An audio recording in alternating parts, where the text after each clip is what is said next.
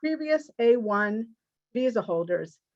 This is a very popular category for the older population, those people who lived in Israel in the 60s and 70s and 80s under a temporary residency visa and then left. They never became citizens, but they did receive a ID number from the state of Israel, and they were in Israel for could be 2, 3, 4 or more years under a residency visa.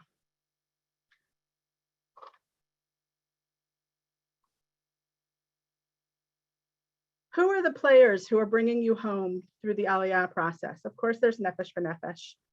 Nefesh Benefits is a nonprofit private organization that was founded to facilitate Aliyah from North America. We help, as I said, first-time Olim coming from the US and Canada. The next organization that you'll be hearing a lot about as you go through the Aliyah process is the Jewish Agency. The Jewish Agency is the legal arm of the Israeli government, the legal arm of the Aliyah process throughout the entire world, not just North America. They are in charge of the documents that you must submit to show your eligibility for Aliyah. And they also are the ones who will interview you for your Aliyah approval and will grant Aliyah approval. So you will be dealing quite a bit with your local Jewish Agency office.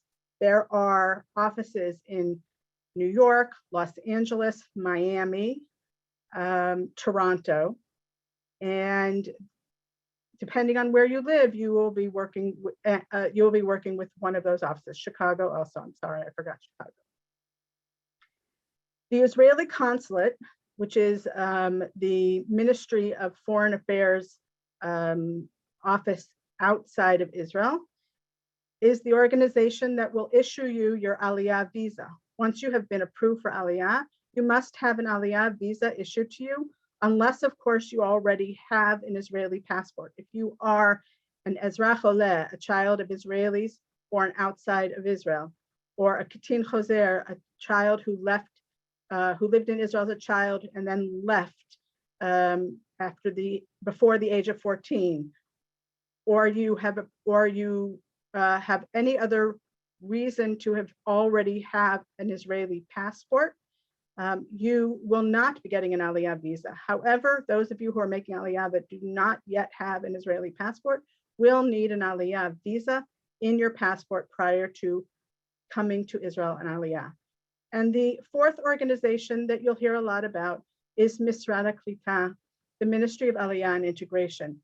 They are the ministry that grants or administers almost all of the benefits that we've mentioned a few times already, and we will talk about in a little bit more in detail. They also determine your eligibility for benefits. So if there's any question about your previous Israeli status, they review your file and determine what benefits you are eligible for. Again, in case of Ezrachim Olim, Ktinim Chosrim, and former A1 visa holders. So the big question is, how long will all of this take, and what are my steps in getting to book my Aliyah flight and get to Israel as a new Oleh, as a new immigrant? The first step is to apply for Aliyah on the Nefesh Benefesh website. nbn.org.il is our landing page, and you can click at the top right to start an application. That is your first step. Once you have completed the application, you will be assigned an Aliyah advisor, someone like me who will guide you and counsel you through the process, as well as through the planning, usually within a few days of submitting your application. At the same time, you can start gathering and submitting the supporting documents that are required. Documents are different for every situation.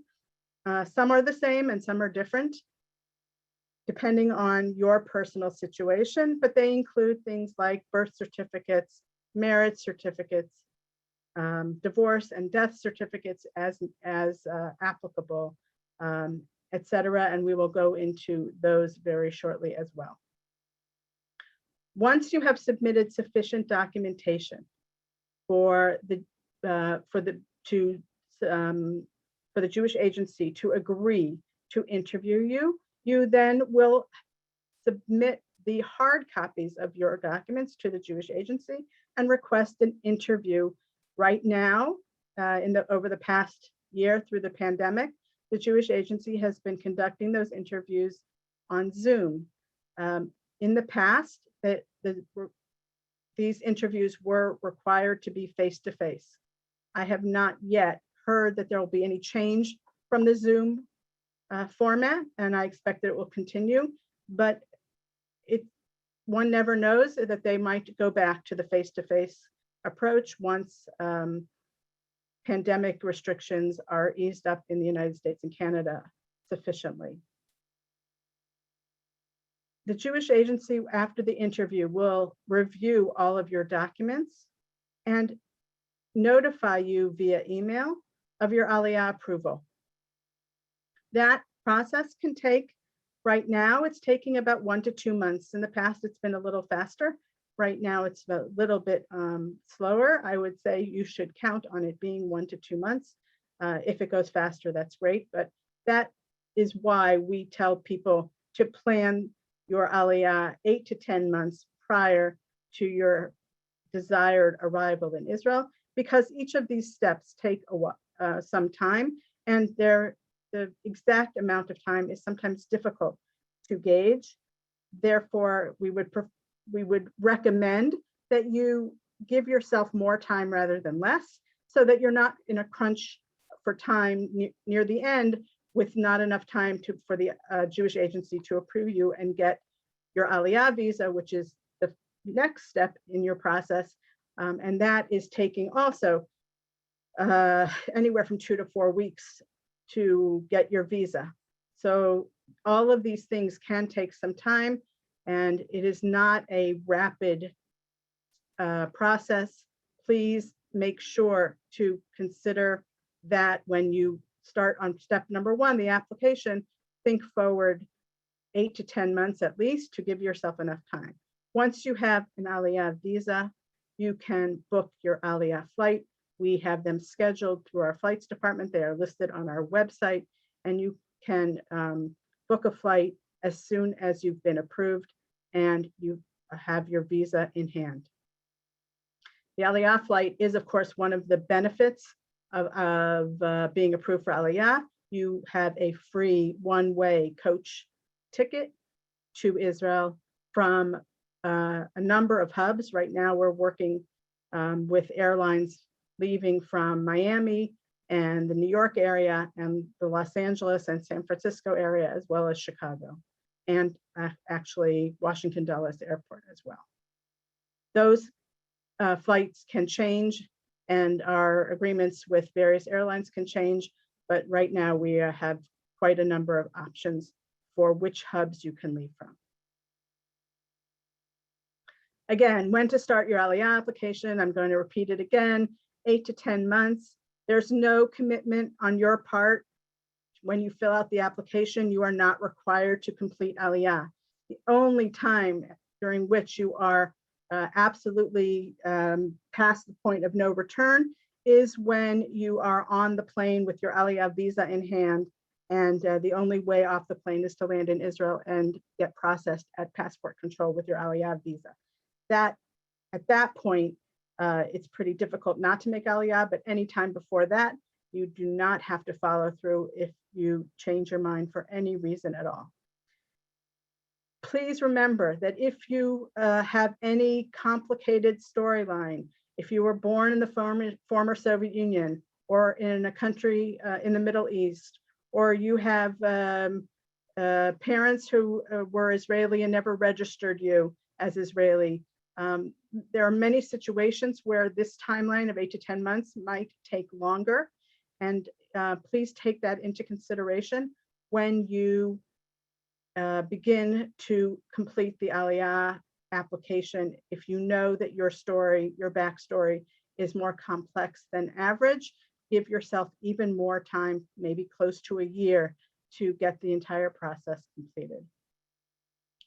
Another time it would be more complicated, if, for example, is if you had previously lived in Israel as a temporary resident, you formerly held an A1 visa, you made Aliyah in the past and then left Israel and want to reclaim some of the benefits that you might not have used. All of these take more time. Another situation would be if your parents were Israeli and they never registered you as Israeli and you never had an Israeli passport. This, you cannot make Aliyah if you are in this situation until you do have an Israeli passport, and this can take some time. The Israeli consulates are quite busy with many other issues surrounding border restrictions, so including special permits to enter Israel. So if you are in that situation, please leave yourself a considerable more time to get an Israeli passport. You will not be approved for Aliyah without it. Okay, so let's go over the basic documentation that you need for your interview. You will need a valid passport. The passport should be valid for at least 6 months from the time of your interview until the time that you want to make Aliyah. That is, the 6 months time was shortened from a year now during the pandemic to make things a bit easier for people. They very well may go back to requiring a full year on your passport before you can be approved for Aliyah. So please pay attention to that and check in with the Jewish agency as to whether you will need a new passport. You will need a letter from a rabbi on synagogue letterhead, a North American rabbi on synagogue letterhead that says that the rabbi knows you to be Jewish and born to Jewish parents. This letter must be hand signed by the rabbi. This is your ticket to eligibility under the law of return. If you are a convert, you will need your conversion papers. You will need a letter from the converting rabbi regarding the syllabus of your conversion studies, and you'll need a letter from yourself regarding your path to Judaism. You will need civil documents. We mentioned those briefly before. Marriage certificates, if you've been married more than once, each marriage certificate and each divorce certificate and each death certificate, all of these civil documents must be accompanied by an apostille. An apostille is and I'm going to get to it in a minute what an apostille is, but these can take time. They are acquired at the Secretary of State's office of the state that issued the source document, and they can take some time to get. Right now, especially, it seems that many state offices are very backlogged from the past year of pandemic and restrictions and closures, and they are taking weeks and weeks, if not months, to return documents that have been requested. Please keep this in mind.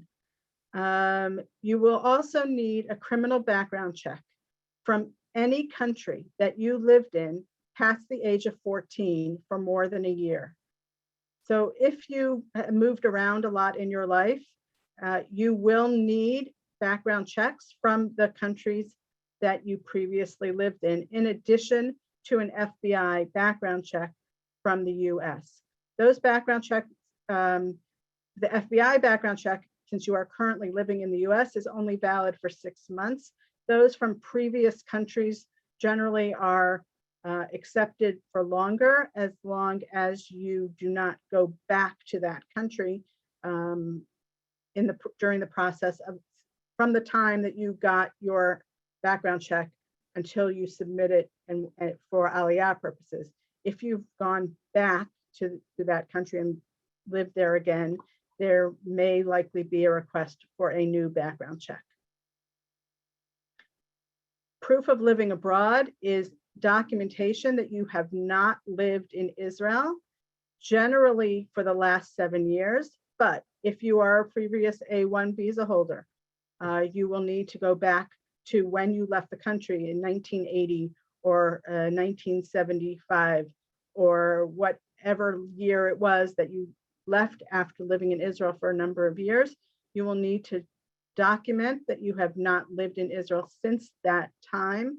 This can be a little burdensome and requires a little bit of creative thinking about how to demonstrate that fact. But please, this is one of the reasons that having a previous A1 visa can add time to the entire process. But most people with no Israeli background only need to go back 7 years. And generally this can be shown with old passports or work records or Social Security Administration records, and is not generally terribly difficult. There may be additional forms and documents that the Jewish agency will require. Those generally are less difficult to obtain. Some of them are simply forms that can be downloaded, completed, and uploaded back to your application portal page. And some of them are documents depending on divorces and single parents. There's various kinds of other documents that the Jewish agency will request. An apostille, I just spoke about it, is required on every civil document that you submit. It is an international certification that allows for official documents to be certified for legal purposes in another country. That other country, both countries basically have to be part of the Hague Convention. Israel is part of the Hague Convention. The United States as well is part of the Hague Convention. However, Canada is not. Canadian documents must be certified in a different way by a chain of signatures at the Israeli Consulate in Canada. The RCMP criminal record check for Canada will also need authentication from Global Affairs in addition to the Israeli consular stamp. Apostilles must be issued on original documents, not photocopies, and must be issued by the state that issued the document. If you were born in New York, you cannot bring your document to the state of Kansas to ask for an apostille. It must come from the state of New York, and it must be on your original document, certified copy or original document. It cannot be on a photocopy. This is very important. This sometimes delays people's Aliyah by quite a bit because they either mistakenly don't understand that rule or think that it will be faster to do it the other way and end up having their Aliyah delayed quite a bit because at the last step, the Jewish agency says, oh, this document is insufficient and must be redone. If you were born in the former Soviet Union and arrived in the US after 1979, you will be required to make Aliyah through a second review of paperwork in an organization out of the Prime Minister's office called Nativ or Lishkat HaKesher. This can be a very time-consuming review of your documents, the purpose of which is to establish your Jewish lineage. And the document demands can be intense, so that those who go through this program should expect that the time frame of 8 to 10 months will not be enough. It may take longer. Those people, as I mentioned earlier, who were born to Israeli parents outside of Israel and were never registered, unregistered Ezrachim Olim, also can take quite a bit more time because the registration process has to happen prior to being approved for Aliyah. If you are convert to Judaism, this can sometimes requires more paperwork. It doesn't always require more time, but it does require more paperwork. If you've been adopted, if you have any name changes in your history, including minor changes by spelling in your name or changing your middle name to your primary name, any kinds of changes in documents from one document to another. If your birth certificate says one name and your marriage certificate or your passport say another slightly different name or very different name, this will require a name change document through the courts, a legal name change, and can add time to your process. If you have any documents that have errors on them, if somebody misspelled your name on your birth certificate, these are all things that could add to the time required for you to get approved for Aliyah. If you've had multiple marriages in the past, the Jewish agency will generally require documentation of all of your marriages, even if they happened 40 years ago. So this also can take some time to get old documents in hand. The Jewish agency may ask for letters from your doctor, depending on different situations. And like I said before, there are additional requests that they make from time to time, depending on the situation.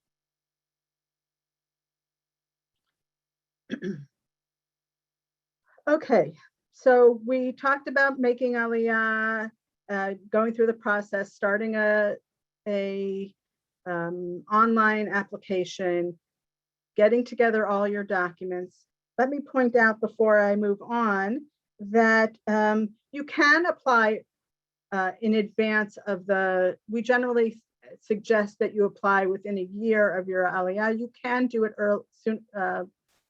longer in advance than that, but you probably will not be assigned an Aliyah advisor immediately until you're within about a year of your Aliyah. You can attach and upload your civil documents to your file as you get them and the apostilles, and they will stay in your file and wait for you. They will not expire. They can just sit in your documentation and in your file and wait for you. However, please remember that you must keep all your originals. The Jewish agency will ask to see the hard copies. If you recall, I said to you before your interview, you will need to show the Jewish agency the hard copies of your documents. Please make sure, even if you've uploaded your documents to your Aliyah portal page, that you keep them all together in one place, safe and sound, because you will need them at a future date to show to the Jewish agency. Don't assume that if you've uploaded them to your portal page, to your application, that you can now discard them or put them somewhere and not remember where they are. They are very important documents. You must hold on to the originals. So what are your Aliyah benefits? We mentioned you get a free coach fare flight from a hub directly to Tel Aviv with 2 pieces of luggage. You will get a taxi from the airport to your first location, to wherever you're going first. At this time, Israel still has a quarantine requirement, so until that requirement is removed, your first address is where you will quarantine. That can be an apartment at this time, so you do not have to go to a hotel. And hopefully, those of you who are looking long-term, this is not even going to be part of the requirement anymore. You will sign up at the airport and you will be eligible for immediate health care at the basic level required by law. Israel has a semi-socialized system of medicine where health care is a right of all residents of Israel, all citizens and residents of Israel. New Olim get this basic health care that is tweaked every year as to what exactly is in that basket of healthcare options, with Olim get those benefits fully and totally from day one. There are some exceptions to that. If you're a previous A1, this is a little bit, you will have a bit of a gap in between your full coverage by the Israeli healthcare system and your arrival, and you can talk to your advisor about that. You have a benefit for 10 years now. They just increased the time frame for the Ulpan benefit to take a Hebrew language course, intensive course. The standard course is 5 days a week, 5 hours a day for 5 months. There are some cities that offer a revised version for the senior population at 3 days a week for 5 hours a day over 10 months time. And if you do not want to do any of those intensive courses, there are options to take private Ulpan courses that meet once or twice a week for a few hours. And you would have to pay for those out of pocket, but you would then have a possibility of being reimbursed upon completion of the course. Not all private Ulpan programs are eligible for this program to get reimbursement, but you should definitely ask if that's of interest to you. Israel offers new Olim tax breaks, several different forms of tax breaks. If you are earning income in Israel, if you are still working when you arrive, you will have an income tax break that lasts 3.5 years. It starts off with a steeper discount on your income tax and reduces over time until after 3.5 years, you are paying the same percentage of income tax as all Israelis. There's Arnona, which is a municipal property tax. In Israel, whether you own the property or you are renting it, you are responsible to pay the municipality for your municipal property tax. It is in addition to your rent. Please, when you are planning your Aliyah budget, and we'll talk about that a little bit more later as well, make sure you understand that the figure quoted to you for rent includes rent only and does not include this municipal property tax, does not include co-op fee, and does not usually include utility fees. Excuse me. Israel also offers a 10-year tax holiday on any passive international income. If you have dividends or interest being earned on investments in the US or Canada after moving to Israel, that income, that passive income, is not taxable by the state of Israel and is not even required to be reported to the state of Israel for 10 years post-Aliyah. However, if you are sitting in Israel and working remotely for a company outside of Israel, meaning the company exists outside of Israel, but you are physically in Israel, that is not considered passive international income. That is considered income, and it is taxed at the income tax level listed above. All Olim have a benefit to bring in 3 shipments of their personal belongings over the first 3 years without paying taxes or customs fees. You are responsible for the moving and packing and shipping costs that you pay directly to the shipping company. But when it arrives in Israel, you will not be charged any customs duties on the contents of that shipment or any VAT, value-added tax, on the value of that shipment. If you purchase or import a new car, there is a tax benefit as well. Israelis pay close to 100% tax on new cars. New Olim pay about 75% tax on new cars. It is approximately a 25% discount in tax, but cars are still expensive in Israel, even with the new Aliyah benefit. And this is definitely something to consider when you're thinking about what you're going to do for transportation once you get here. There is a small mortgage rate reduction on only about 150,000 shekel of your mortgage. This is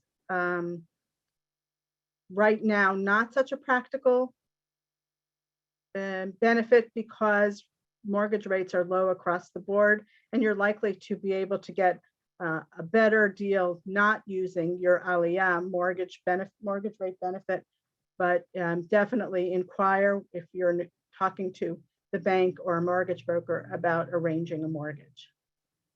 Sal Klita is the money that the state of Israel gives all Olim for the first 6 months after their Aliyah. It is independent of your income or your financial wealth of any kind. It is automatically offered to you and deposited into your Israeli bank account once you arrive in Israel. The value is about 18,800 shekel for a single person over those 6 months, and about 38 or 39,000, I think it's about 39 now, thousand shekel for a couple over those 6 months. After the Sal Klita is completed, is paid out at around month 8, because it takes about until month 7 for the Sal Klita to actually be paid out generally. Starting in month 8, there is a rent subsidy. This is for those who do not own property in Israel. If you own property, you will not be eligible for this rent subsidy, but if you are living in any kind of rental situation, you will be. This money is not nearly as much on a monthly basis of the Sal Klita. For a couple, it starts off at 800 shekel a month, and then goes down in the third year. In the second year, it's 800 shekel a month. In the third year, it's 600 shekel a month. In the fourth year, 400 shekel a month. And also in the fifth year, it's already about 100 shekel a month. For a single person, it's 400 shekel a month through the entire second, third, and fourth years, and then also about 100 shekel a month, I believe, in the fifth year. Again, if you own property, you will not be eligible for that rent subsidy. Oh, I'm running out of time. Okay. We talked about the different Aliyah statuses. I'm going to just simply quickly go over them again. Oleh Hadash is someone who's completely brand new to making Aliyah, has no Israeli history. Ezrach Oleh is someone who was born outside of Israel to Israeli parents. A Katin Choser, returning minor, is someone who lived in Israel as a child and left before the age of 14 and now wants to move back to Israel. A former temporary resident, we talked about former A1 visa holders. Mishpachat Olim are those who where one spouse is Israeli and one spouse is not, and they have children who are born overseas outside of Israel. They become a Mishpachat Olim and they have a special status for Aliyah. And a Toshav Choser is somebody who is Israeli, lived in Israel as an adult, and does not have Aliyah status. The Jewish Nefesh Benefesh does not have a mandate to help Toshavim Chozrim, returning residents. We can give you some information, but we cannot guide you through the process. And there are different benefits for Toshavim Chozrim than what I've described today. Okay, so that was the process. Now we're going to talk a bit in the last 10 minutes or so about the planning. The 3 areas that we like to talk about in planning are community, where are you going to live, healthcare, and finances, how are you going to live? I want to make sure that to remind you that we presented in January, February, and March of this year 1 hour long webinars on each one of these topics, where we went into quite a bit of detail and depth discussing each one of them. I would strongly recommend that you look up those webinars on our YouTube channel. They are chock full of information and things to think about. Today, though, I will discuss briefly, because we are quickly running out of time. I will discuss the major ideas behind these three areas. When we talk about community, what kind of community are you looking for? Do you want to be near, if you have children here, do you want to be near them and near your grandchildren? Do you want to be in it where there's more seniors? Do you want to be where there's a certain kind of religious atmosphere? Do you want to have a strong English-speaking community? These are all things to think about when you're starting to think about where you want to live.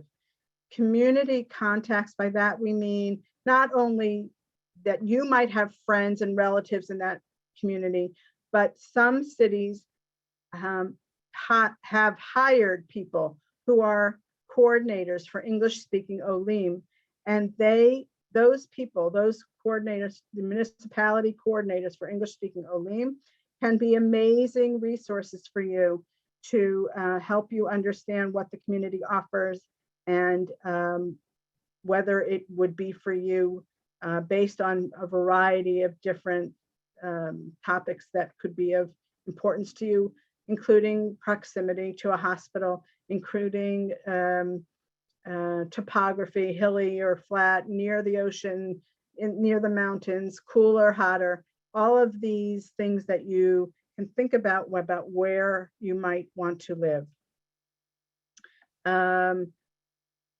Availability of housing. There are some beautiful smaller towns that are very popular, and there are not currently so much housing stock available, but there are other places where housing is being built, or it is turns over more frequently, and it's available.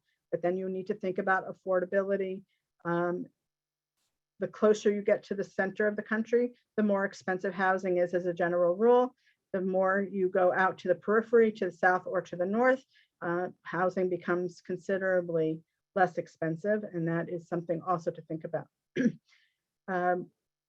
Your short-term versus long-term decision. When you first come to Israel, that where you decide to live, where you decide to make your landing, your soft landing, could be a short-term decision. It does not necessarily, unless you have already purchased an apartment, it doesn't necessarily have to be a long-term decision. You can rent for a year in some place that you think you will like, and then decide if this is really for you or not. Please always remember that you don't necessarily have to go first to your forever location in Israel. As I mentioned earlier, healthcare in Israel the system works very well, and it is generally highly regarded worldwide, but it is different from the United States, and I recommend strongly that you take the time to learn and read and watch webinars from our YouTube channel, again, on how the healthcare system works in Israel.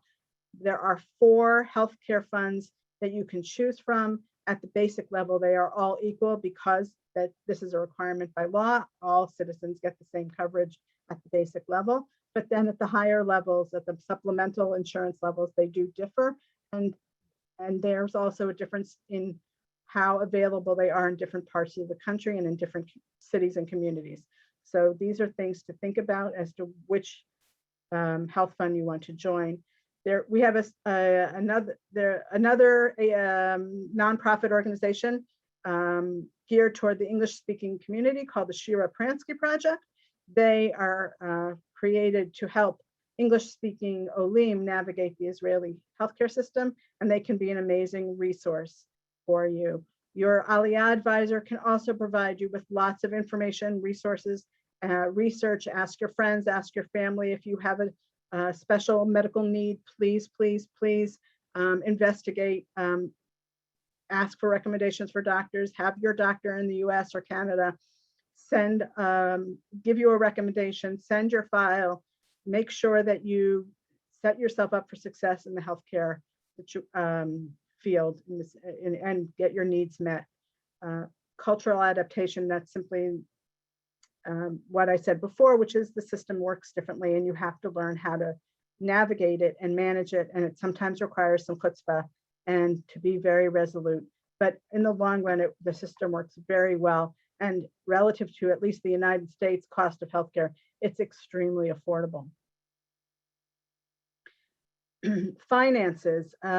We want to make sure, as I mentioned before, that you have enough resources to live on, that you have budgeted correctly, that you understand what it costs to live in Israel, that you understand that if you're bringing money from the US, the exchange rate can be very impactful on your ability to purchase. When I first moved to Israel, the dollar was strongly near 4 or even above 4 shekel to the dollar, and now it's about 3.3. That makes a big difference when I'm bringing dollars over to buy a house or a car or even live on my monthly budget, when that $100 9 years ago would get you 400 shekel, and now only gets you 330.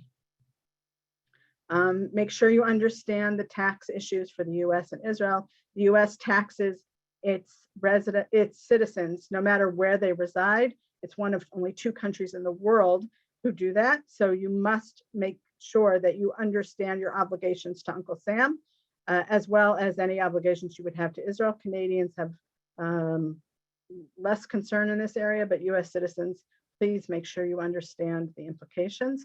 If you're now going to retire to Israel, this is your first shot at retirement. This is a lifestyle change that all retirees experience, and you're now going to bring that lifestyle change to Israel as well. You have to make sure that you understand how your Social Security payments work, and how much you will be receiving in Social Security, so that you can budget accordingly. There are benefits in Israel for senior citizens and for Aliyah. Please learn about those as well, so that you can move forward with taking advantage of any and all benefits. We like to talk about assessing whether your income, including your assets, minus your expenses, gets you to a number that makes it viable and possible for you to live in Israel. We encourage you strongly to do this homework and to make sure that you have the funds to live safely and securely in Israel. We have a sample retiree budget on our website. We definitely encourage you to look that up, and everyone here will get a copy of this whole entire PowerPoint presentation. So you'll see this particular page, but you can also go to our website to find this in more detail.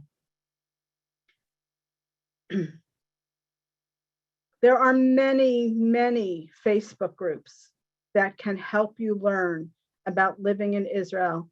But one of the most popular and most well-run groups, besides the Nefesh Benefits groups, of course, is Living Financially Smarter in Israel.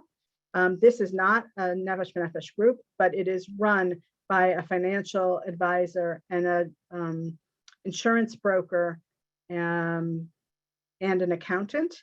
And it is chock full of information. I would encourage you to follow the group for a little while and just hear the questions and learn from the answers. You can also search the group, and then of course you can always ask your own questions and get really good answers. Be sure to network and be direct and ask questions. Talk to your Aliyah advisor, talk to your friends, talk to your family. Use the Nefesh Benefits resources as much as possible to get the information you need.